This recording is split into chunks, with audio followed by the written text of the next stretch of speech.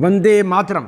मेरे प्यारे देशवासियों, पिछले एपिसोड का शेष भाग प्रस्तुत कर रहे हैं। संयम, शुचिता, आध्यात्मिकता, सैद्धांतिक मूल्यों का जीवन जीने वाले डॉक्टर देवांश सिंह कालेपानी ने केश और दाढ़ी नहीं कटवाए, बल्कि जापानी सेना के इस दुर्भावनापूर्ण आदेश की कड़े शब्दों में निंदा की और कभी आत्मसमर्पण नहीं किया। दूसरी तरफ जापानी सेना को खुश करने के लिए और उनके गलत कार्यों में सहयोग करने में संलिप्त डॉक्टर देवांश सिंह कालेपानी जी के अधीन कार्यरत डॉक्टर रामानंद व उनका भाई रामाकृष्ण, जो कि कार्यालय में क्लर्क था, दोनों भाइयों ने जापानी शासन को खुश करने के लिए, प्रोन्नति प्राप्त करने के लिए डॉक्टर देवांश सिंह कालेपानी के विरुद्ध मनगढ़ंत झूठे आरोप लगाकर जापानी सेना को भड़काते रहे। और जापानी प्रशासन भी इसे सच मानता रहा, क्योंकि वह पहले से ही डॉक्टर साहब के विरुद्ध पूर्वाग्रह से ग्रसित थे। क्योंकि डॉक्टर देवांश सिंह कालेपानी जापानी शासन के हाँ में हाँ नहीं मिलाते थे। उनका ऐसा व्यक्तित्व नहीं था जिससे कि जापानी प्रशासन उनसे नाखुश रहता था। यह कैसा विरोधाभास, विडंबना कि जिस जापान की प्रखर बुद्धि, कर्मठता की चर्चा पूरे विश्व में होती है, वह भी निम्न स्तर के कुकृत्य करेंगे, भरोसा नहीं होता। परंतु यह भी कटु सत्य है कि जापानी सेना ने अंडमान में राक्षसी प्रवृत्ति से भारतीयों पर जुल्म किए, हजारों बेगुनाह भारतीयों को मौत के घाट उतारा।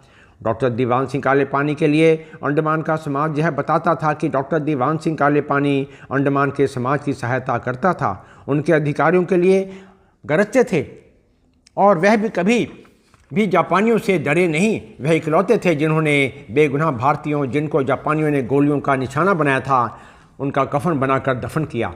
अब जापानी सेना ने डॉक्टर देवांश सिंह कालेपानी को बंदी बनाकर यातनाएं देने का मन बना लिया और 23 अक्टूबर सन 1943 को वारंट जारी कर जापानी प्रशासन ने डॉक्टर देवांश सिंह कालेपानी को गिरफ्तार कर लिया। साथ में अस्पताल के स्टोरकीपर भीखम सिंह को भी रस्सियों से बांधकर जेल ले जाया गया।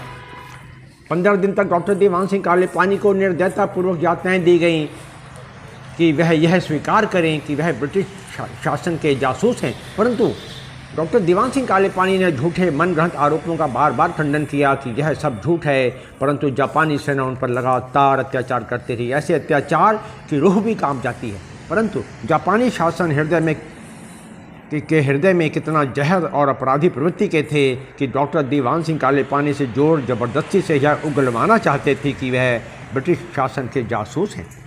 सेलुलर जेल के जेलर बंदियों से जो निर्दयतापूर्वक अत्याचार करते व कोड़े मारते, उससे भी भयानक तरीके से डॉक्टर देवांश सिंह कालेपानी को यातनाएं दी गईं, अत्याचार किए गए। उनके शरीर को बिजली के करंट से जलाया गया, पूरे शरीर पर फटे हुए मवाद से भरे घाव। जापानी शासन जल्लाद बन गया था। क्रूर, जल्लाद, राक्षस शब्द भी शायद जापानी शासन के लिए कम है।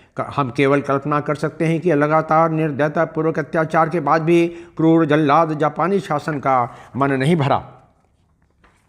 शरीर का मांस जल चुका था, पूरे शरीर पर फटे हुए घाव मवाद से भरा हुआ था। फिर भी जापानी शासन ने डॉक्टर देवांश सिंह कालेपानी से झूठ उगलवाने के लिए अत्याचार किए। शरीर स्ट्रेचर पर था, उसके बावजूद उनके ऊपर लोहे की रॉड से लगातार वार किए गए। उनके केश और दाढ़ी को भी काट कर महापाप किया। वहीं दूसरी ओर जापानी शासन को खुश करने वाले डॉक्टर देवांश सिंह कालेपानी के विरुद्ध मनगढ़ंत झूठे आरोप लगाने वाले डॉक्टर रामानंद को अंडमान का मुख्य चिकित्सा अधिकारी बनाया और उनके भाई रामाकृष्ण क्लर्क को सहायक कमिश्नर नियुक्त कर दिया गया। 14 जनवरी सन 1944 को 82 दिनों की घोर यातनाएं सहते हुए, वाहेगुरु वाहेगुरु वाहेगुरु का जाप करते हुए 14 जनवरी सन 1944 को वीर, साहसी, परोपकारी, समाजसेवी, साहित्यकार, स्वतंत्रता संग्राम सेनानी, इंडियन इंडिपेंडेंस लीग अंडमान के अध्यक्ष डॉक्टर देवांश सिंह कालेपानी की आत्मा परमात्मा में लीन हो गई।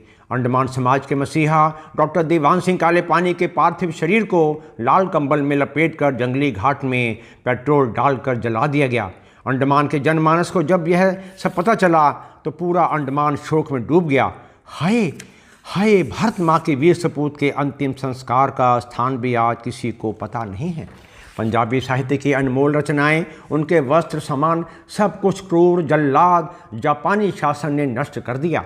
परंतु घर वालों को कोई खबर नहीं थी, जो कि सियालकोट में थे और उनकी प्रतीक्षा में रहते थे। परिवार के लिए यह दुखद समाचार 16 अक्टूबर 1945 में हिंदुस्तान टाइम्स में छपे समाचार से ज्ञात हुआ, जिसे उनके बड़े बेटे रक्षपाल सिंह जी ने पढ़ा। समाचार में लिखा था, President of Indian Independence League, Andaman Island, Dr. Diwan Singh, tortured to death. The people of Andaman remember him with deep love. श्रोमणी गुरुद्वारा प्रबंधक कमेटी अंडमान पहुंची और जो गुरुद्वारा डॉक्टर दीवान सिंह काले पानी के अथक प्रयासों से निर्मित हुआ था, मैनेजमेंट कमेटी ने उस गुरुद्वारे का नामकरण कर गुरुद्वारा डॉक्टर दीवान सिंह कर दिया। यह कैसा दुखद कि देश के कर्णधारों की उदासीनता की पराकाष्ठा कि महान बलिदानी को केंद्र सरकार ने देश की आज़ादी के 40 वर्षों के बाद सन 1987 में स्वतंत्रता सेनानी घोषित किया। हम भारत सरकार से इस एपिसोड के द्वारा विनम्रतापूर्वक निवेदन करते हैं कि पोर्ट ब्लेयर का नाम बदलकर डॉक्टर दीवान सिंह काले पानी रखा जाए और भारतीय डाक विभाग द्वारा स्मरणीय डाक टिकट भी जारी किया जाए तथा सेलवर जेल परिसर में उनको समर्पित स्मारक भी बनाया जाए। उनके द्वारा रचित साहित्य जो कि उनके जीवन काल में पंजाब के विभिन्न पत्रिकाओं में छपते थे, उनका संकलन कर उनके बेटे मोहिंदर सिंह व बहू गुरदर्शन कौर ने 1964 में प्रकाशित करवाया था। शत शत नमन करते हैं परोपकारी साहित्यकार, समाज सेवी, संग्राम सेनानी, संत रूप डॉक्टर दीवान सिंह काले पानी जी को। इस अवसर पर कवि उस्ताद गणेश लाल जी की कविता याद आती है। शीर्षक है आज़ादी पर मरने वाले। हर दिल में जिंदा रहते हैं, हर दिल में जिंदा रहते हैं, आज़ादी पर मरने वाले। सब जुल्मों सितम सह सकते हैं वो जान फिदा करने वाले। जिसकी मिट्टी से बने हुए गर वही वतन आज़ाद नहीं, कुर्बान वतन पर होते हैं जब फ़र्ज़ अदा करने वाले। जो मान गुलामी को राहत सोते हैं, जो मान गुलामी को राहत सोते हैं, नरम बिछौने पर जिंदा भी वो मर जाते हैं मर जाने से डरने वाले। मैदाने जंग में बिछे हुए हैं कांटे भी गुल उनके लिए, अपने खून से रणचंडी का जो है खप्पर भरने वाले। हम वतन गुलामी के मारे, हम वतन गुलामी के मारे दाने दाने को तरसते हैं, तब नूरे शहादत पाते हैं सिर सूली पर धरने वाले। अब तौख गुलामी का फेंको, अब तौख गुलामी का फेंको, वरना ये जान कुर्बान करो। दिन याद करो जब हम हिंदी थे दुनिया सर करने वाले। अब तौख गुलामी का फेंको, वरना ये जान कुर्बान करो। दिन याद करो जब हम हिंदी थे दुनिया सर करने वाले। दिन याद करो जब हम हिंदी थे दुनिया सर करने वाले। दिन याद करो जब हम हिंदी थे दुनिया सर करने वाले। जय हिंद।